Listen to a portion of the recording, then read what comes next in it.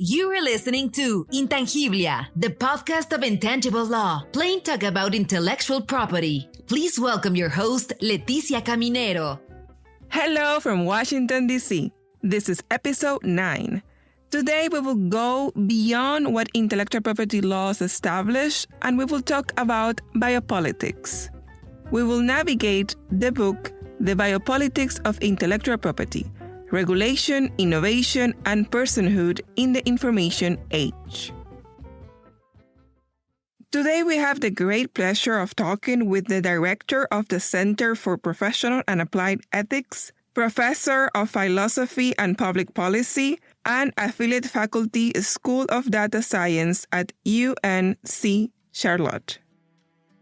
My name is Gordon Hull. I'm a professor of philosophy and public policy at the University of North Carolina at Charlotte, where I've been for the last 12 years or so. My work is primarily at the intersection of three things. There's political theory and, to some extent, moral theory, law, primarily intellectual property, privacy, things like that, and then technology. The technology work, I get a lot from science and technology studies, but also sort of more traditional work in philosophy. Let's start from the beginning. What is biopolitics, and what is the relationship with IP? Right. So the project of this book is basically to use biopolitics as a theory to talk about intellectual property. Biopolitics is a concept I draw from French theory. Michel Foucault in the late 1970s developed it over the course, mid-late 70s, developed it over the course of some lectures. And he was using it as a way to think about power and how power operates in society. So we start with a basic point. We say law is power. But then if you think for a minute, you can realize that power doesn't always mean the same thing. Foucault's initial example, he starts this really famous book, Discipline and Punish, with a scene of execution. And some poor guy is being dragged up to the gallows. They have built various devices to literally rip him to pieces. Those devices are custom made for the occasion. And the event is both watched and then reported in local newspapers, the entire sort of drawn out execution, right? And then you sort of think about, well, how do we execute people now? First of all, we don't very often. Secondly, we have court cases about whether lethal injection is too painful. So you can say whatever you want, right, about execution as a political punishment, but it's pretty clear that there's a different understanding of what the penalty is, right, and what it does. Right? If the goal is simply to kill the person, then the kind of torture spectacle is clearly overkill. On the other hand, if the goal is to make a point, then the way we privatize it or hide it and say it's not supposed to be painful seems to miss that, though. So Foucault looks at the difference between various forms of punishment and notices and theorizes this idea that as a social function, power doesn't always work in the same way. He then defines a couple of different notions of power, different social organizations of power. The first one he calls sovereign power, and this is sort of the traditional monarch. The main thing the king can do is either kill you or leave you alone, right? So Foucault calls this the power to kill or let live. The modern form of power, which is exemplified in what he calls disciplinary power, involves the ability to sort of channel or productively manage life.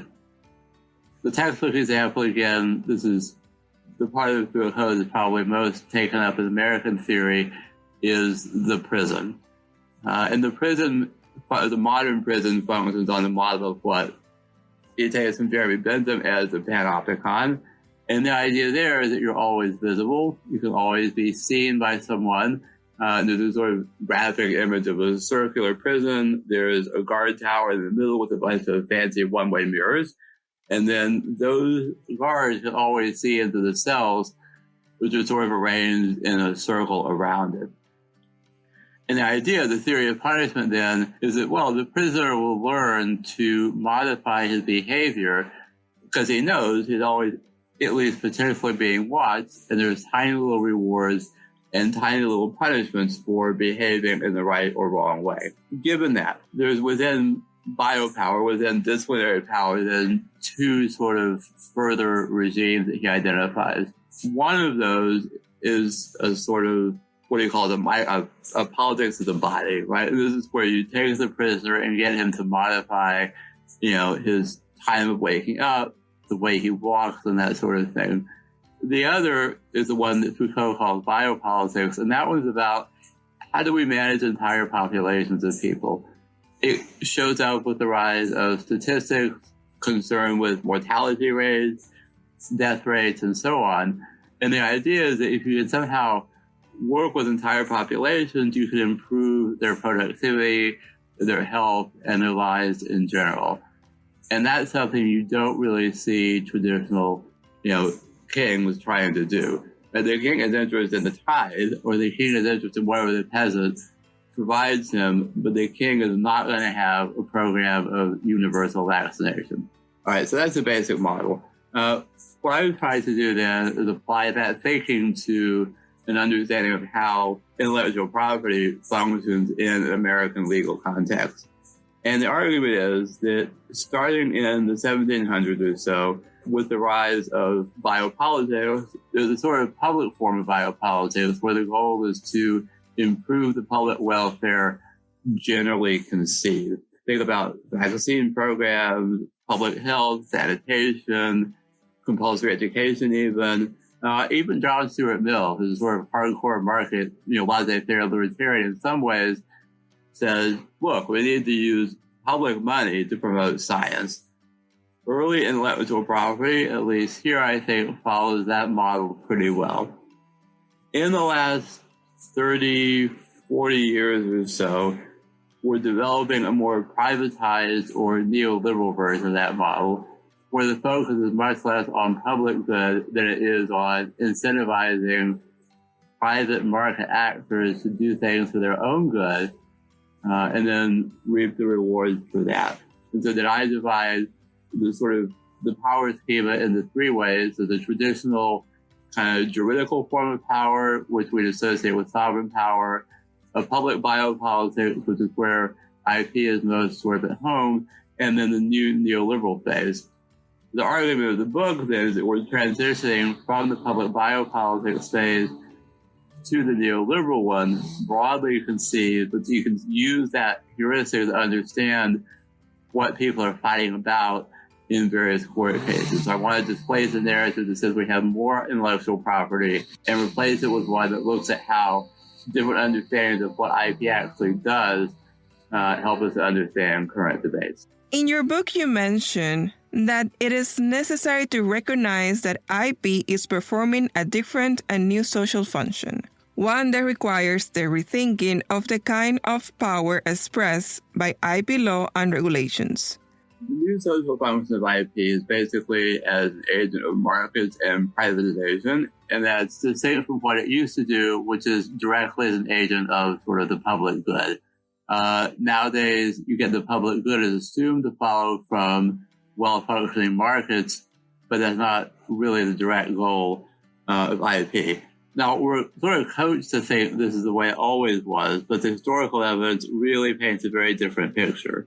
So the 19th century, for example, this is particularly true in parliamentary debates in England. You can see that copyright is perceived as a monopoly, and monopolies are bad because they cause poor quality goods and generally damage the public, and therefore copyright should have as short a term as possible. Contrast that with now when we say we want property or copyright to be a long-term good in order to adequately incentivize the production of goods. Even medicine. So in about 1900 or late 1800s, the original patent on insulin was held by the University of Toronto, and their justification for holding a patent on it was that they needed to be able to curate it and make sure that the insulin that was produced was of high quality, right? So profit and incentives really didn't figure into that conversation. So these little examples then are the evidence I put together to try to synthesize the story and how the law has changed. In copyright, you can see the priority of owners over the public rights of access. That's probably where it's easiest to see. The most ready-to-hand example of that would then be the repeated term extensions in copyright. Copyright keeps lasting longer and longer. I think a more instructive example is one that sort of gets at what's happening in a more interesting way, is about fair use, right? So fair use is use that the copyright owner might or might not approve of, but that we allow because we think it serves some public good. Quoting literature in order to criticize it, for example, right?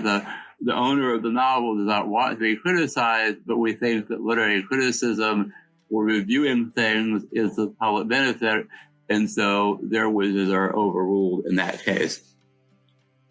So if you think about why we have fair use, there's a couple of different ways you can go. One way says it's good for the public, right? That's the story I just told.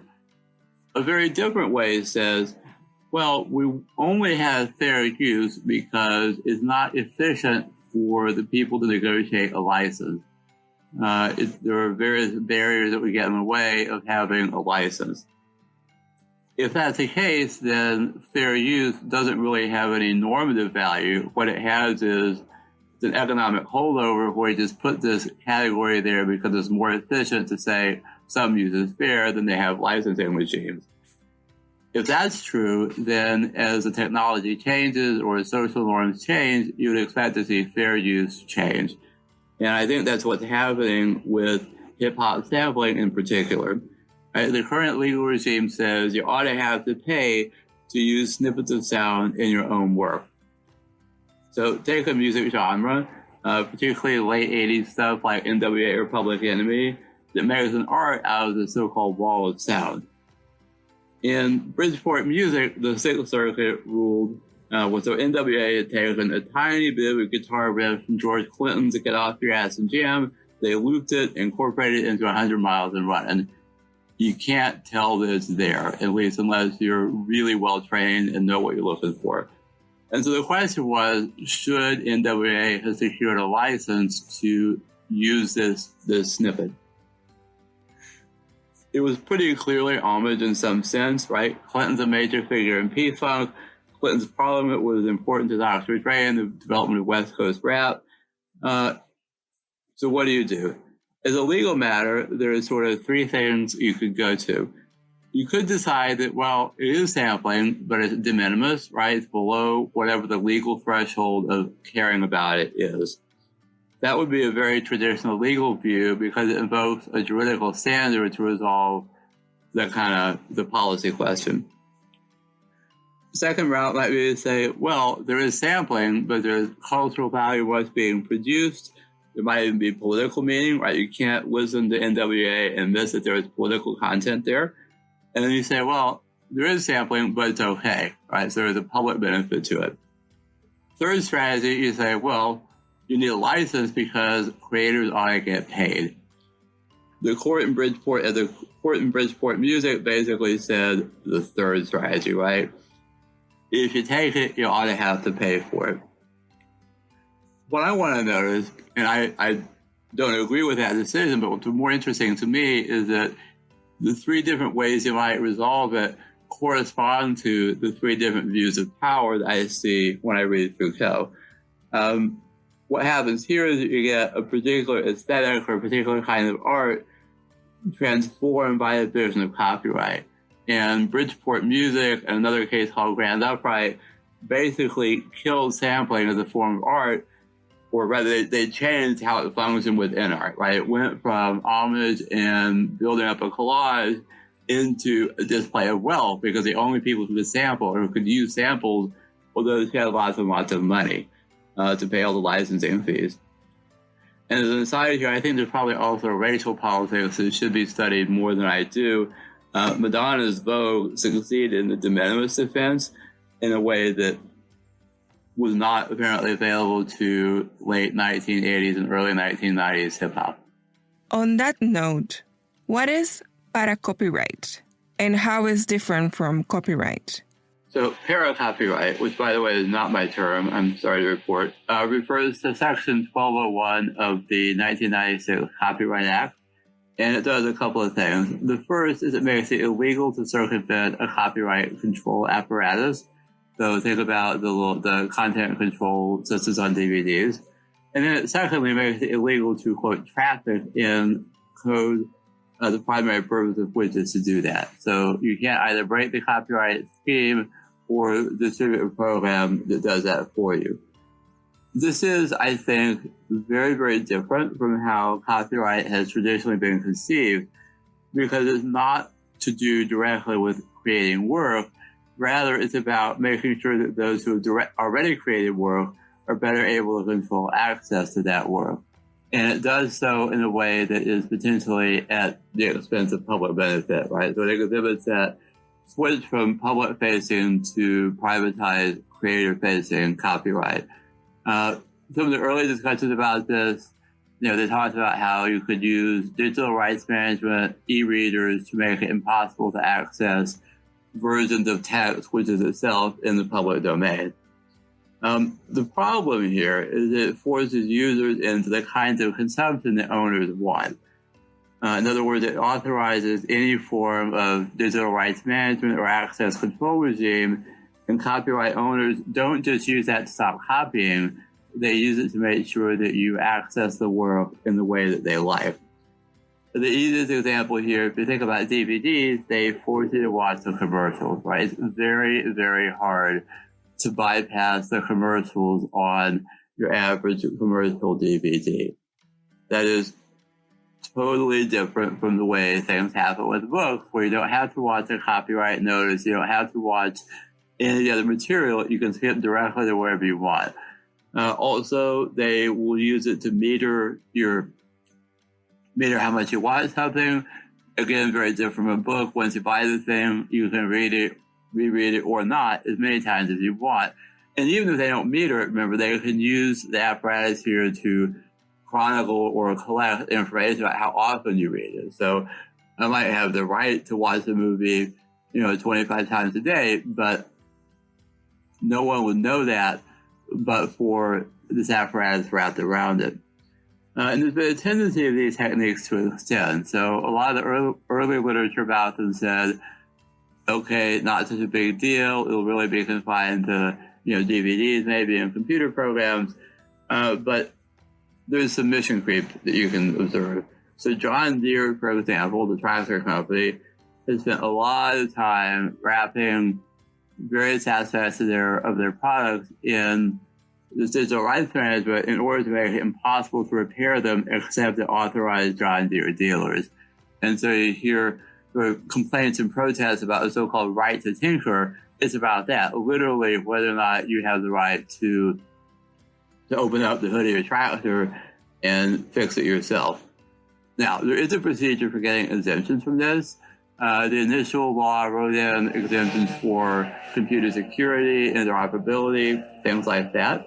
But even if you assume that you have that right, so you have the right to repair your tractor, or you have the right to make a backup copy of your DVD, that right does not extend to distributing the software to let other people do that. So the only people who are allowed to break the copyright, the digital rights management software in the areas they're allowed to do so are those who are able to do that coding on their own. If you step back from it and say, well, how does this relate to a narrative about power? It moves copyright away from a goal of maximizing public good and public welfare and towards one that prioritizes the interests of owners, no matter what the public interest is. It simply gives the owners the fiat rights over how the public can access their work. And that, I think, is pretty new. And moving on to another topic on IP, trademark. What are the consequences of including the dilution doctrine in trademark law? Trademark dilution is weird. And I think it's one of the things that makes sense really only if you start to see it alongside things like para-copyright. Doing something fundamentally different with trademark, and it's doing it in a way that prioritizes what content owners want over any notion of a public good. So traditional copyright is about stopping consumer confusion and incentivizing product owners to develop their products. So if you think about the Nike swoosh or something, right? If I have the right to use that swoosh and I want to make shoes, I will obviously do so because I can coattail on Nike's reputation for good quality shoes and benefit from that on my own. And any sort of basic theory of market says that's not fair. It will cause marketplace to function poorly because really manufacturers need a way to differentiate their product from others. Right? So far, so good. Delusion, on the other hand, is about protecting brand value even though consumers aren't confused. What delusion does is say that you're not allowed to use a mark in a non-confusing way or in a different product line if that use would somehow tarnish or otherwise dilute the consumer's associations that they already have with your mark. The case I talk about here is probably one of those you can't make this out cases in law. It's about Victoria's Secret and a sex toy shop called Victor's Little Secret. The shop came to the attention of a retired Army colonel who wrote Victoria's Secret and said, the shop is trading on your name. And in the subsequent litigation, it was established that in no way was anyone confused about Victoria's Secret and Victor's Little Secret, right? There was no consumer would mistake the one for the other. But Victoria's Secret argued, and after several iterations, including a change in the statute by Congress, they won the argument that association with the, quote, tawdry imagery of Victoria's Secret would damage their reputation as a wholesome and sexy but not sexual store chain. That's a very, very different understanding of trademark because it doesn't hinge in any way upon the idea that consumers might or might not be confused. Instead, it's about whether the corporate owner of the mark is allowed to control how people understand and what they feel about it and what associations they have with it. And so really it's about protecting and creating a market in brands and not a market in products. Notice that this is extremely hard to explain in traditional trademark terms. But on the other hand, it does make sense if you view intellectual property as being about facilitating private good over the, say, public uses of language or the public ability to appropriate or reappropriate terms, and just saying we need to be the sorts of people who identify ourselves with brands or mark our identities with brands, right? We're certain brands to indicate what kind of person we are, what our affiliations are, and that brand ownership is something that should be under the control of the corporations that own the brand.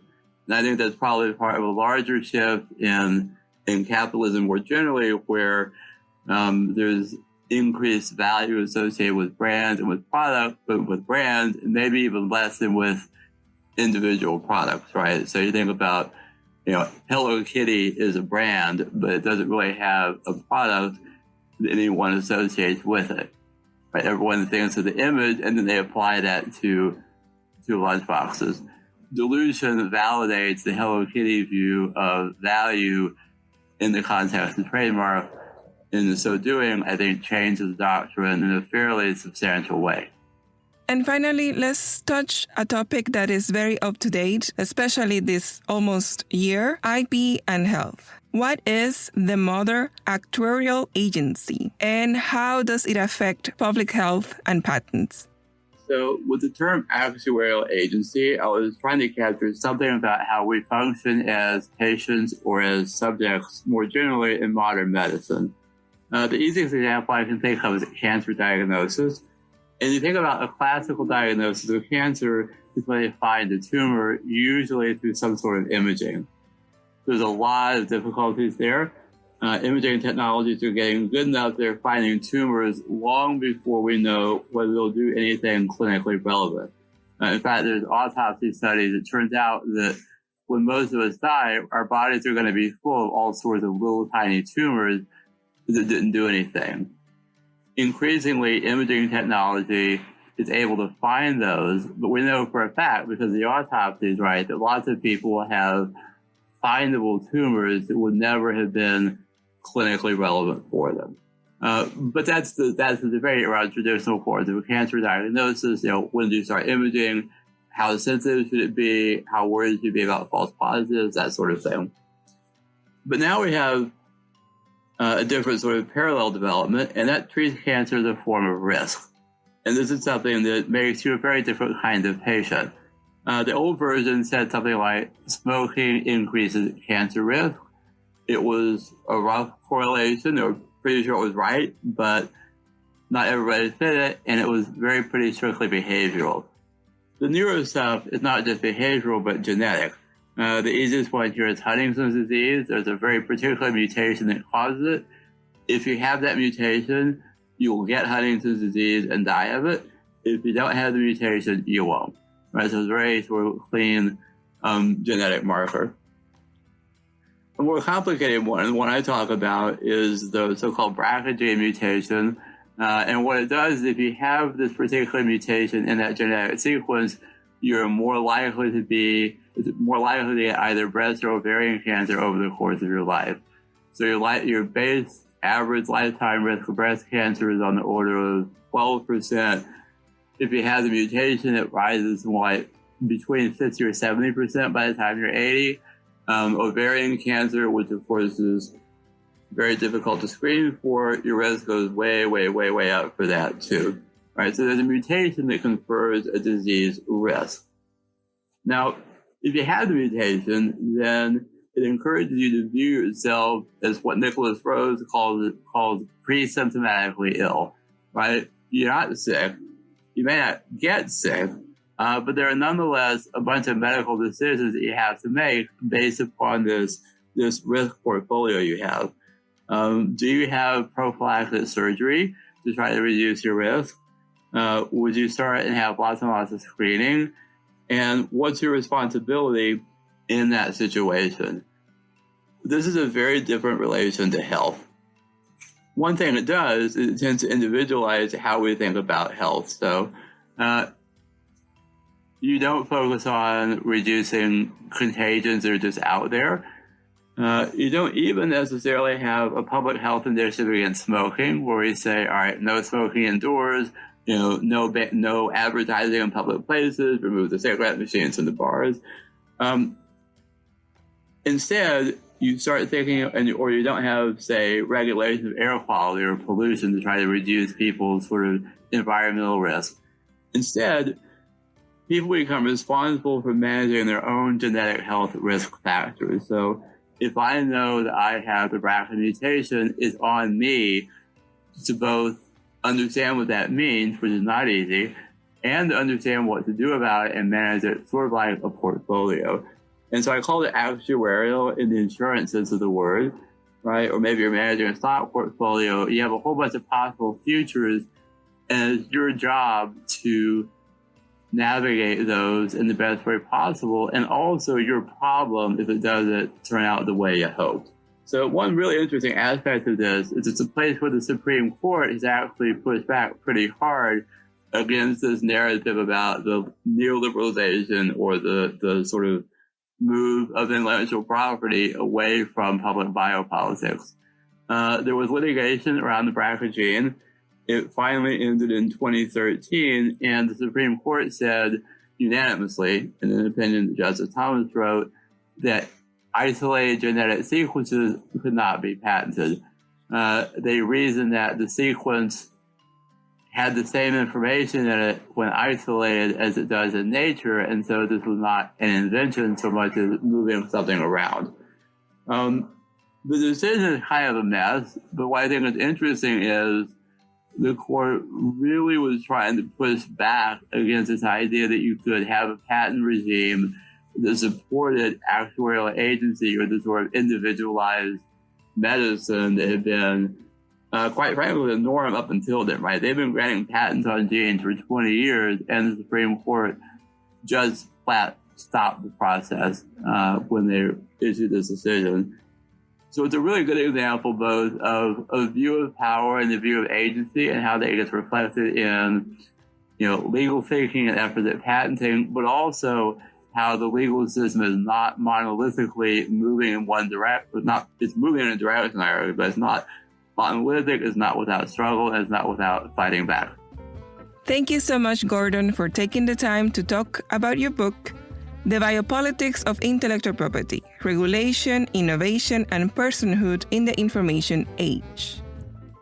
And so we come to the end of our episode. See you next Tuesday with a new guest and a new IP topic. Thank you for listening to Intangiblia, the podcast of intangible law, plain talk about intellectual property. Did you like what we talked today? Please share with your network. Do you want to learn more about intellectual property? Subscribe now on your favorite podcast player. Follow us on Instagram, Facebook, LinkedIn, and Twitter. Visit our website www.intangiblia.com. Copyright Leticia Caminero 2020. All rights reserved. This podcast is provided for information purposes only and should not be considered as legal advice or legal opinion.